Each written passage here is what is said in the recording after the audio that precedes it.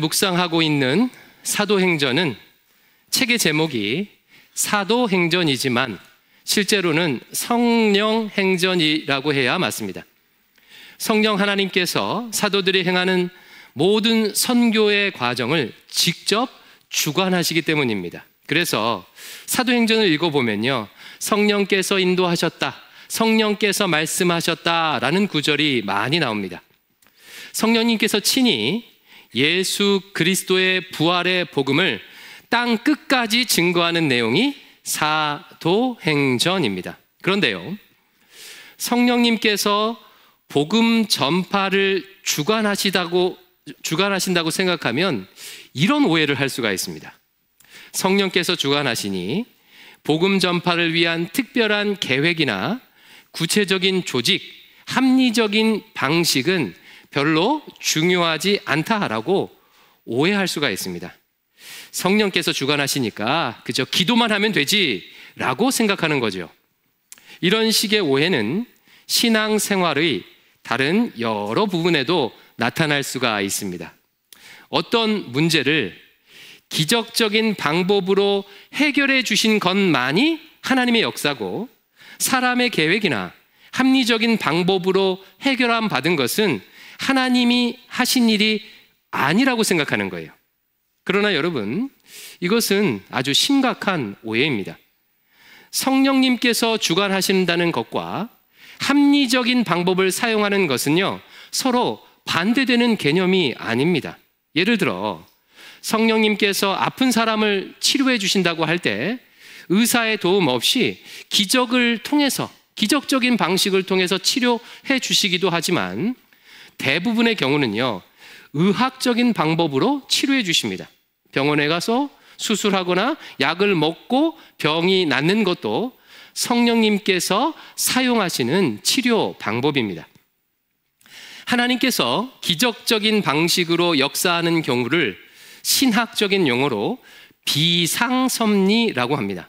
그 용어가 보여주듯이 비상섭리는요, 비상적으로 꼭 필요할 때만 그렇게 하시는 거예요.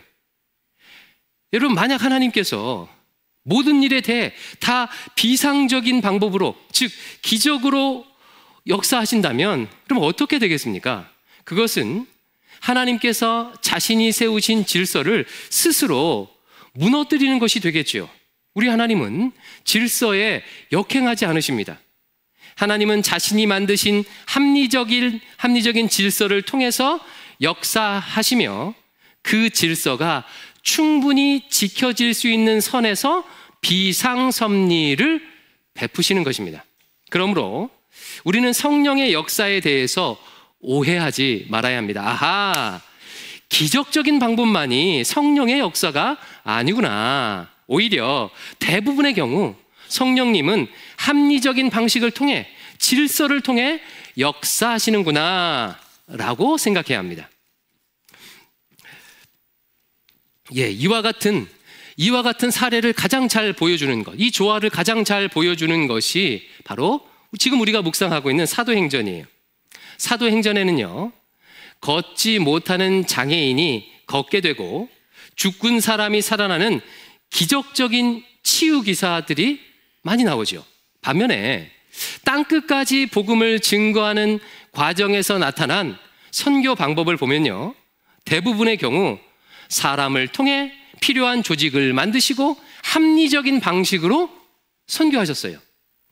여러분, 왜 성령님은 질병 치료에 대해서는 기적을 베푸시고 선교 방법에 대해서는 합리적인 방식을 추구하셨을까요?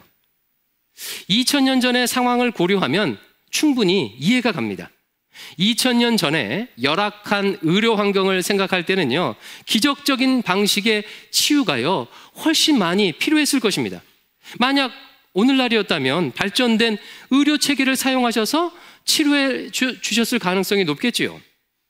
반면에 선교 방법의 경우는 당시 사람들이 충분히 감당할 수 있고 감당해야 하기에 그런 방법을 사용하셨을 것입니다.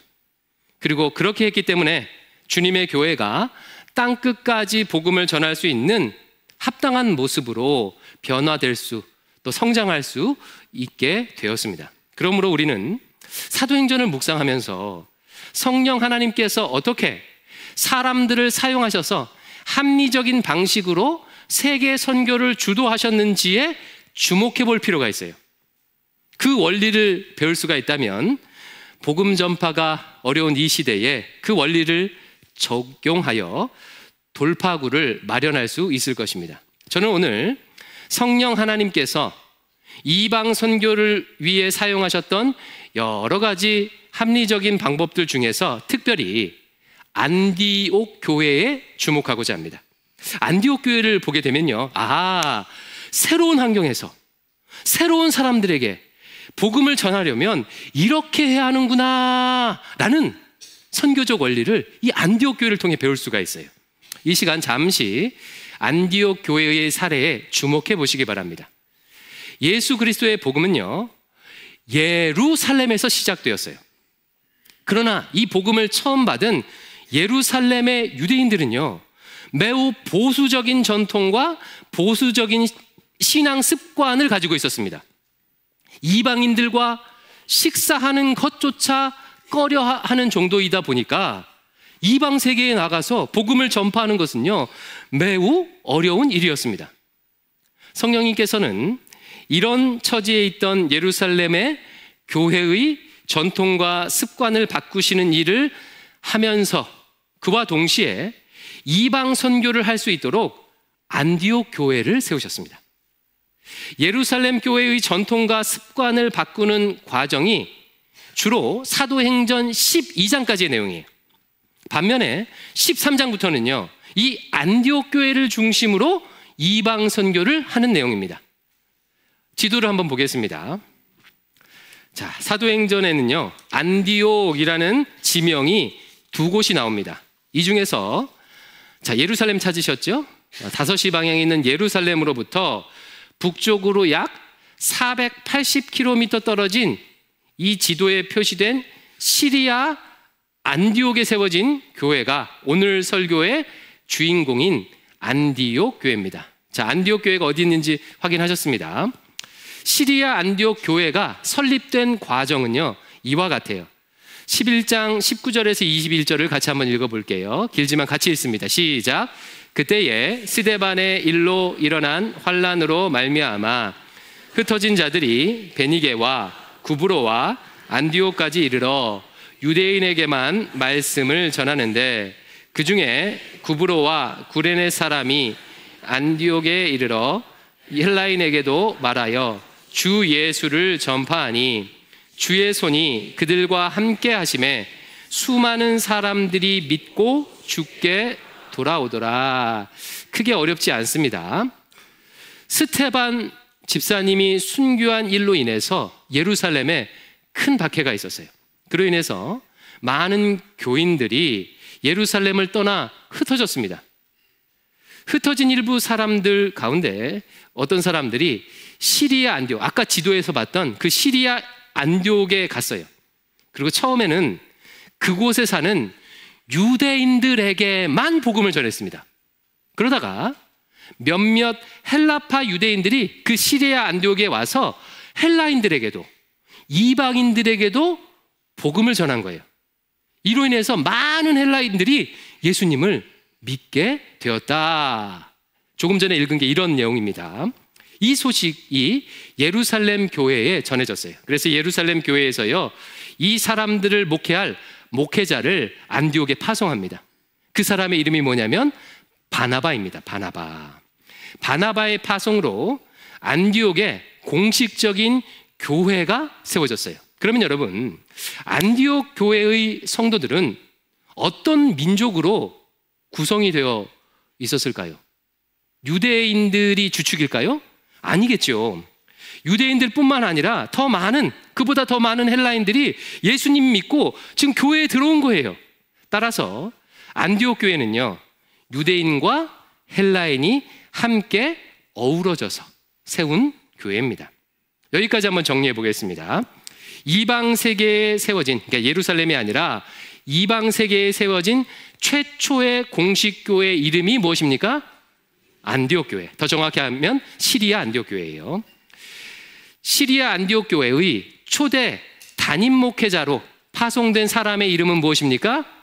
바나바. 그런데 바나바가요, 혼자 그곳에 가지 아니하고 사울을, 사도 바울을 데리고 함께 안디옥에 가요. 11장 25절 26절 제가 했습니다.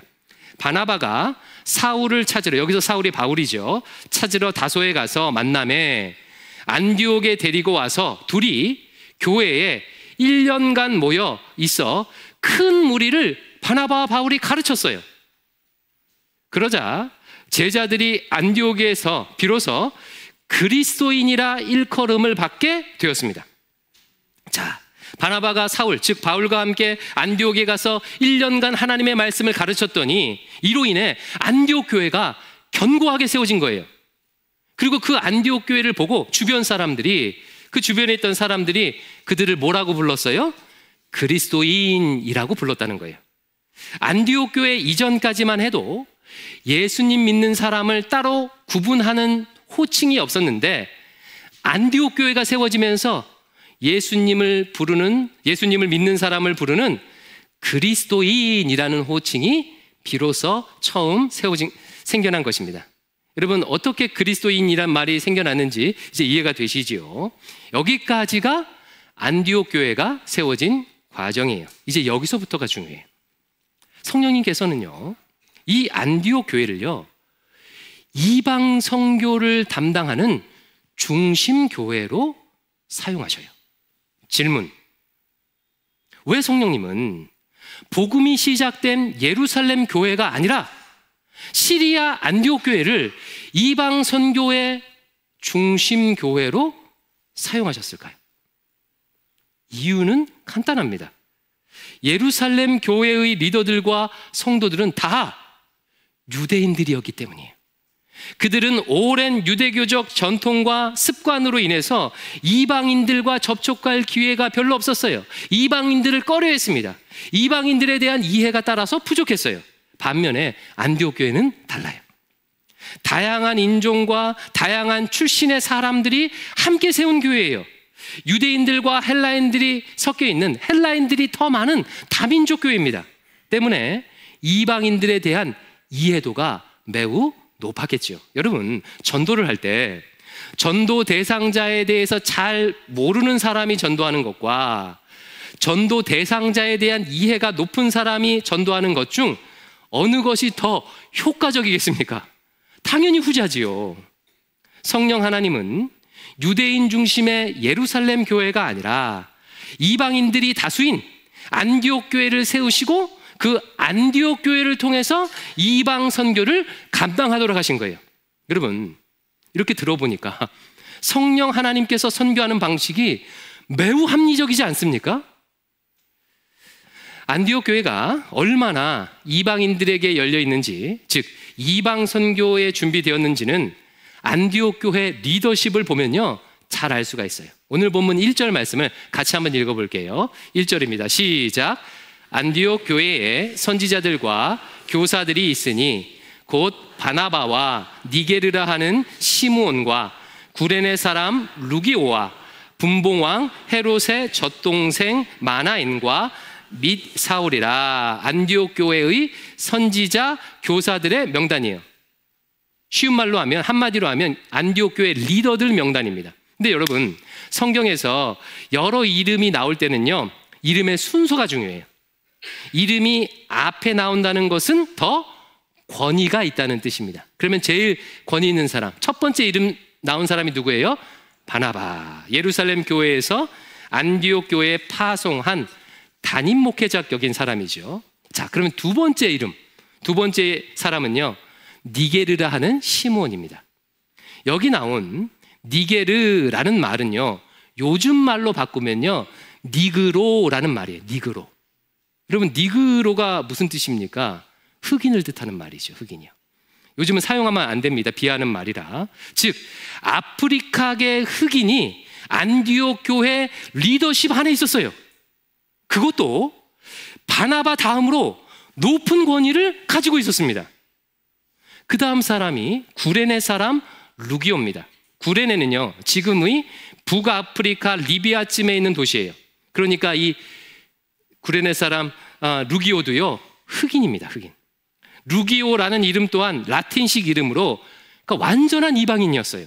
그 다음이 분봉왕 헤롯의 젖동생 마나엔이에요.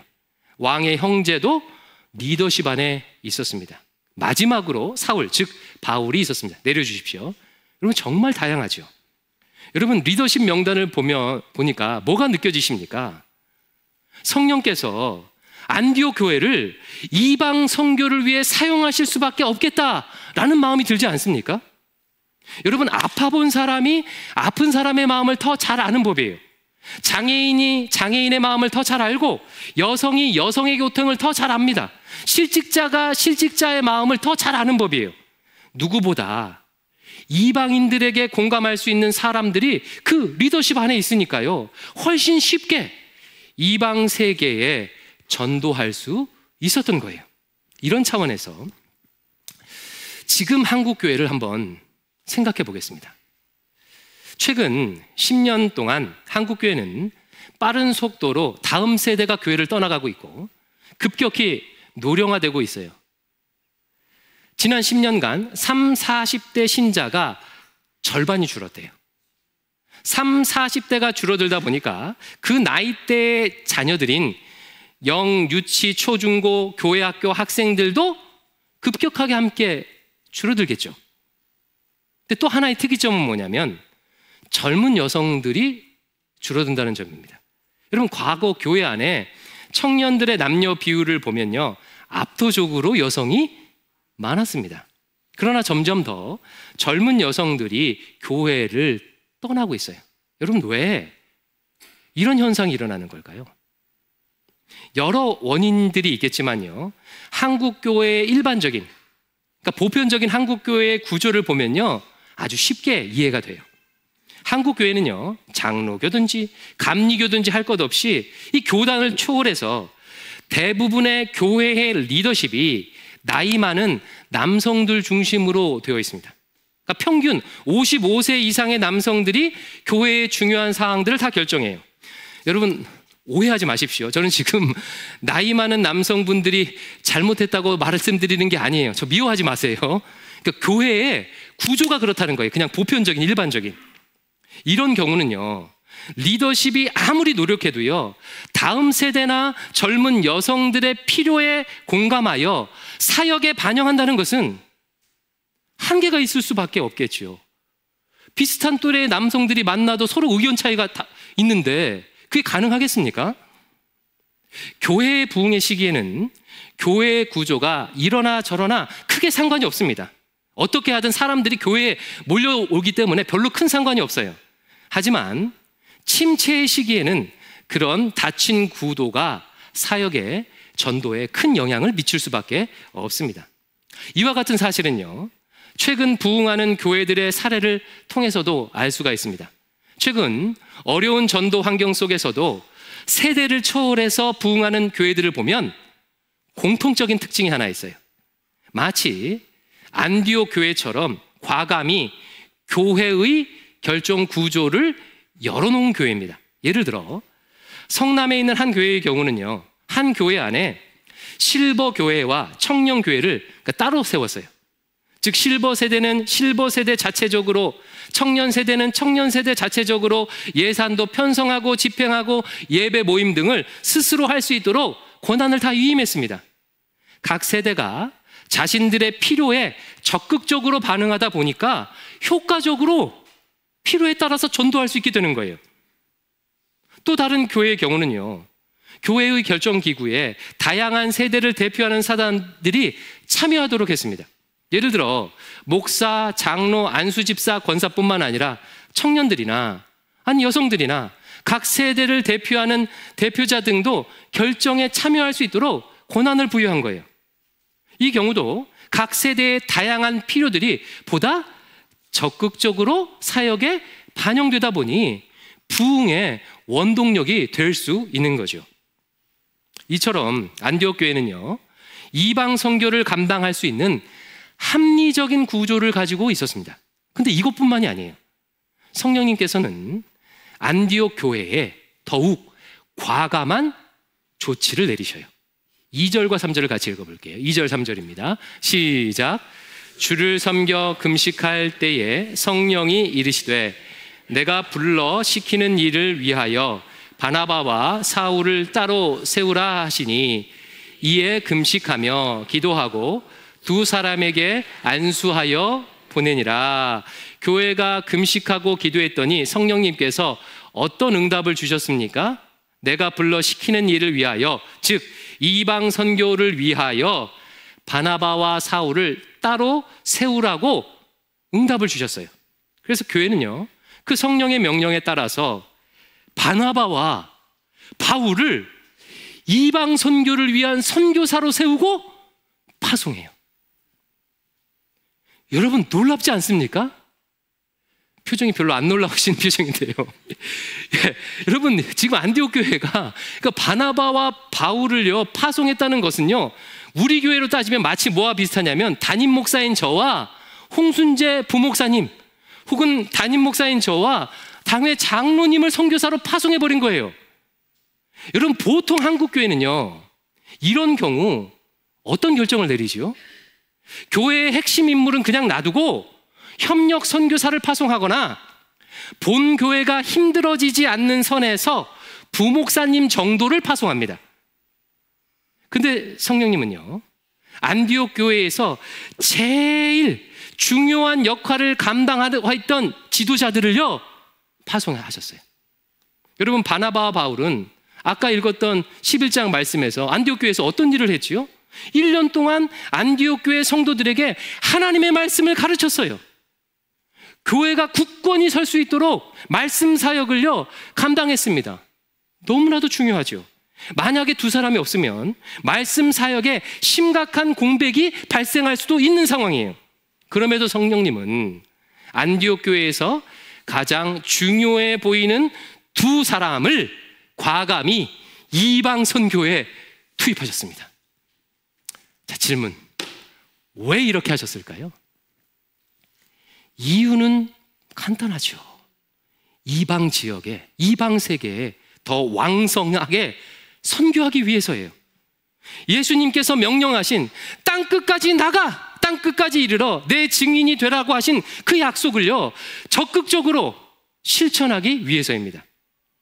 여러분 성령님께서 일하시는 방식이 너무나도 합리적이지 않습니까? 만약에요 어떤 회사가 중국으로 시장을 확장하는 것에 회사의 사활을 걸었다면 그 회사는 중국 시장의 확장을 위해서 어떤 방법을 쓸까요? 그 회사에서 가장 뛰어난 인재들을 그 일에 배치하고 회사의 예산을 집중적으로 그 일에 투입할 거예요. 그런데 만약 중국 시장이 중요하다, 중국 시장에 우리 회사의 사활이 걸려있다 라고 말은 하는데 사람도 예산도 변변치 않게 투자한다면 실제로는요 중요하게 여기지 않는 것이겠죠. 이런 차원에서 보면요 한국 교회에서 다음 세대가 아이들이 줄어드는 이유는 어쩌면 당연한 일입니다.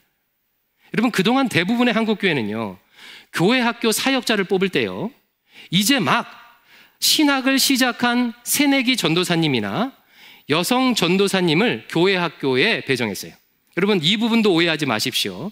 새내기 전도사님과 여성 전도사님이 부족했다거나 잘못했다는 뜻이 전혀 아닙니다. 사역자를 배치하는 교회의 관양에 대해서 말씀드리는 거예요. 목회 경험이 상대적으로 적은 분들을 교회 학교에 투입하고 반면에 숙련된 목회자들을 장년부 사역을 맡도록 했습니다. 다 그래왔잖아요. 교육자들의 인식도 마찬가지예요.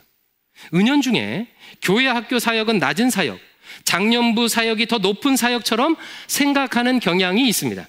그래서 목회 경력이 쌓이면 마땅히 장년부 사역으로 옮겨가야 한다는 인식이 그동안의 우리의 인식이었어요.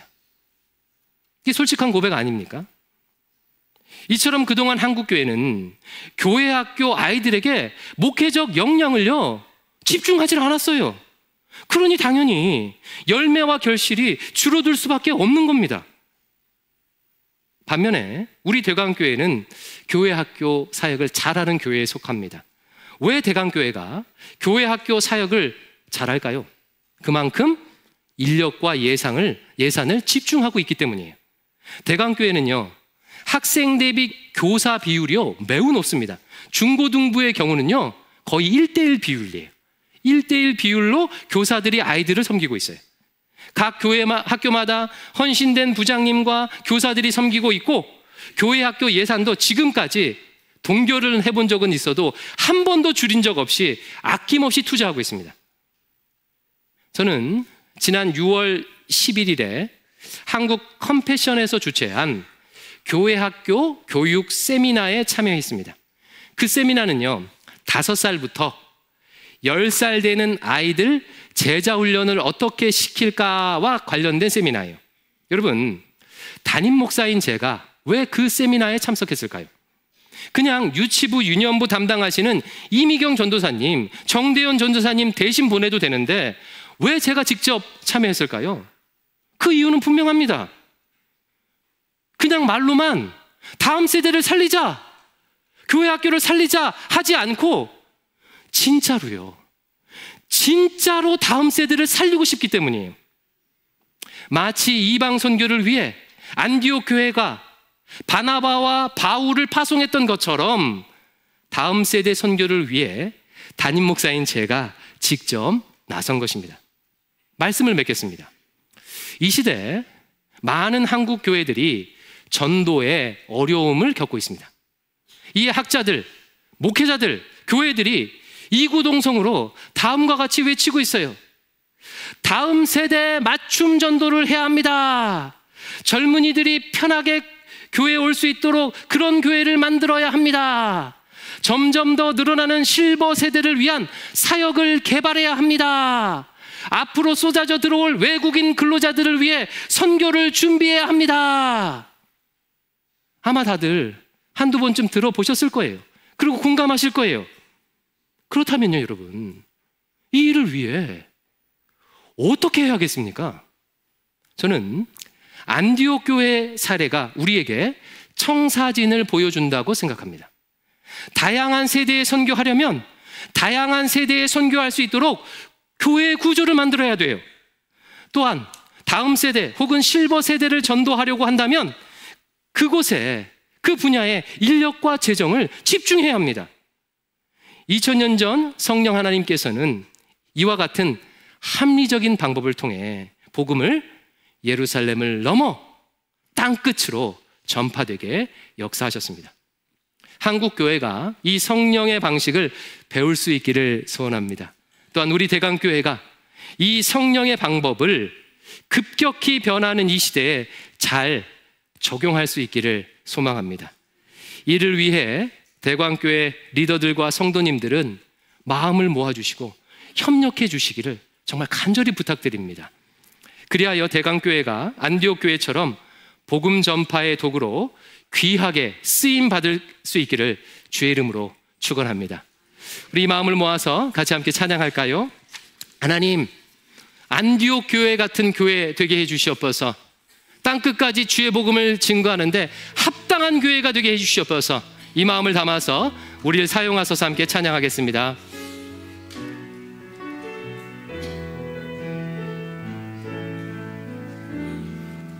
우리에겐 소원이 하나 있네.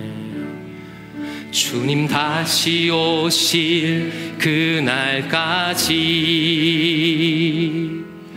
우리 가슴에 새긴 주의 십자가 사랑, 나의 교회를 사랑케 하네. 주의 교회를 향한 우리 마음, 희생과 포기와 가난과 고난, 하물며 죽음조차 우릴 막을 수 없네. 우리 교회는 이 땅의 희망, 교회를 교회 되게, 예배 예배 되게,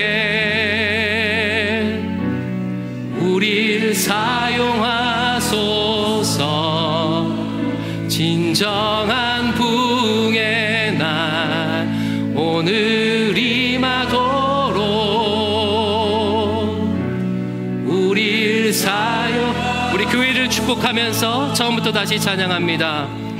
우리에겐 소원이 하나 있네. 주님 다시 오실 그날까지 우리 가슴에 새긴 주의 십자가 사랑 나의 교회를 사랑케 하네. 주의 교회를 향한 우리 마음 희생과 포기와 가난과 고난 하물며 죽음조차 우릴 막을 수 없네. 우리 교회는 이 땅의 희망. 교회를 교회되게, 교회를 교회되게, 예배를 예배되게 우릴 사용하소서. 진정한 부흥의 날 오늘 임하도록 우리 교회를 축복하면서 오른손을 들고 함께 교회를 교회되게 예배를 예배되게 우릴 사용하소서. 진정한 부흥의 날 오늘 임하도록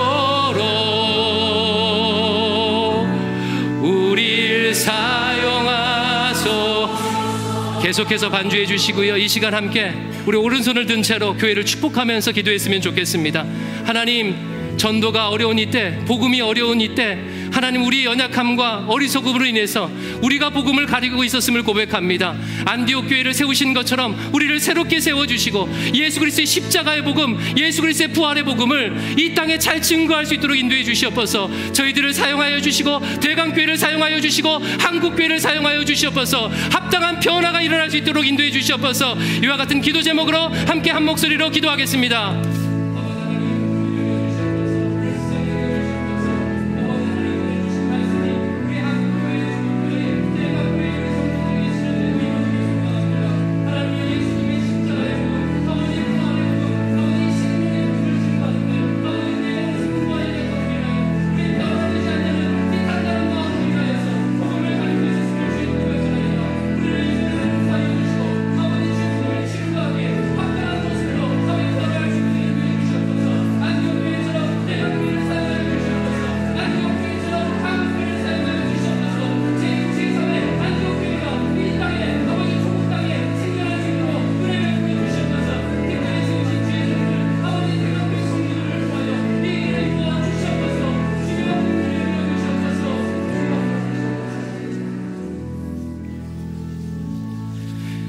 이 모든 말씀 예수님의 이름으로 기도드립니다.